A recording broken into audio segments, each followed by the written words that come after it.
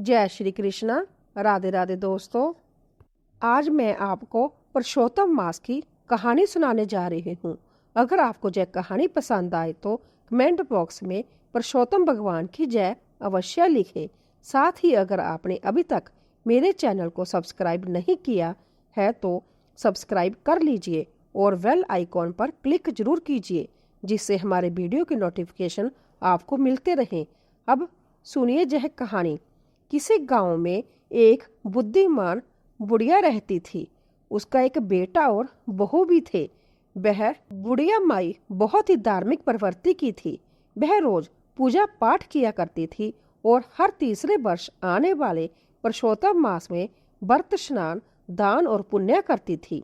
एक बार पुरुषोत्तम मास आने पर उसकी बहू ने कहा, तुम हर बार पुरुषोत्तम मास में व्रत, स्नान, दान, पुण्य करती हो, लेकिन तुम्हें इसका क्या फल मिला? हमारी शादी को 5 साल हो गए हैं, ना तो तुम्हें कोई पोता हुआ और ना ही मेरे पति को कोई अच्छी नौकरी मिली। तब बुढ़िया माई ने कहा, मैं संभ्य पुरुषोत्तम भगवान से मिलकर पूछूंगी कि मेरे स्नान दान का फल मुझे कब मिलेगा, और अब मैं तभी घर वापस लौटूंगी जब मुझे मेरे इस प्रश्न का उत्तर मिल जाएगा। वह बुढ़िया माई जय हो पुरुषोत्तम भगवान की कहते हुए घर से निकल पड़ी। चलते चलते उसे रास्ते में एक कोढ़ी मिला। उसने पूछा, माता आप कहाँ जा रही हो? बुढ़िया माई बोली, मैं पुरुषोत्तम भगवान से मिलने जा रही हूँ और उनसे पूछूंगी कि मुझे मेरे पुण्य का फल कब मिलेगा। कोढ़ी ने कहा, माता मेरे दुख का भी निवारण पूछना। जब मैं 15 वर्ष का था तभी से मुझे यह कोढ़ हो गया। यह मुझे किस पाप की सजा मिली है? बुढ़िया माई ने कहा, हाँ भाई, मैं तुम्हारे दुख का कारण भी भगवान से अवश्य पूछूंगी। ऐसा कहकर वह आगे बढ़ गई। कुछ दूर चलने पर उसे एक कुम्हार और उसकी पत्नी मिले।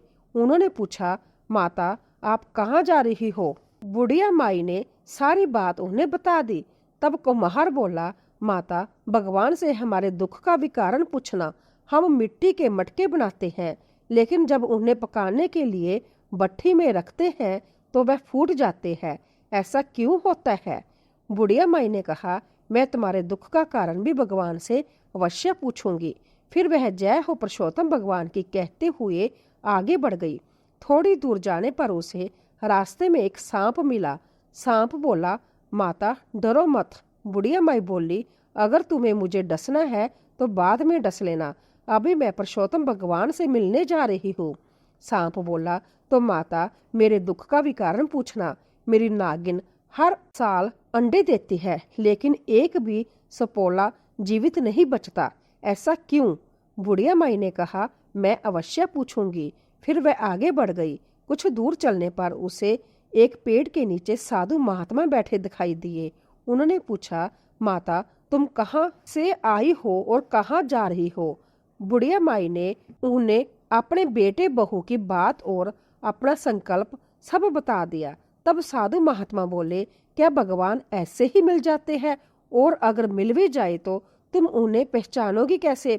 बुढ़िया माई बोली, मैं उन्हें पहचान लूंगी। इतना कहकर उसने साधु को प्रणाम किया और आगे बढ़ने लगी।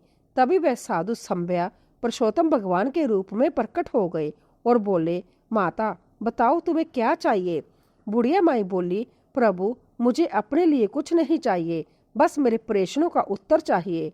तब भगवान ने कहा, तुम्हारा कल्याण हो। इसके बाद बुढ़िया माई ने रास्ते में मिले सभी दुखियों के बारे में भगवान से पूछा। सबसे पहले उसने कोढ़ी के बारे में पूछा।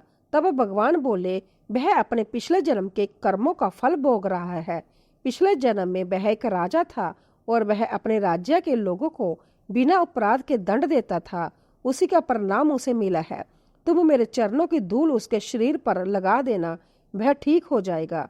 फिर बुढ़िया माई ने कुम्हार के दुख का कारण पूछा। भगवान बोले, एक बार एक गरीब वृद्ध दंपत्ति अपनी बेटी के विवाह के लिए कलश लेने आए थे, लेकिन उनके पास पैसे नहीं थे। इस कुम्हार ने उन्हें कलश नहीं दिया। उसी दुखी माता पिता की आह के कारण इसके मटके फूट जाते हैं। अगर यह मटके बनाकर किसी प्याऊ में दान देगा तो इसका दुख दूर हो जाएगा। फिर वृद्धा ने नाग नागिन के बारे में पूछा। भगवान बोले, नागिन ने एक बार एक गर्भवती स्त्री को डस लिया था, जिससे उसकी मृत्यु हो गई थी। उसी स्त्री की आह के कारण इनके बच्चे जीवित नहीं बचते।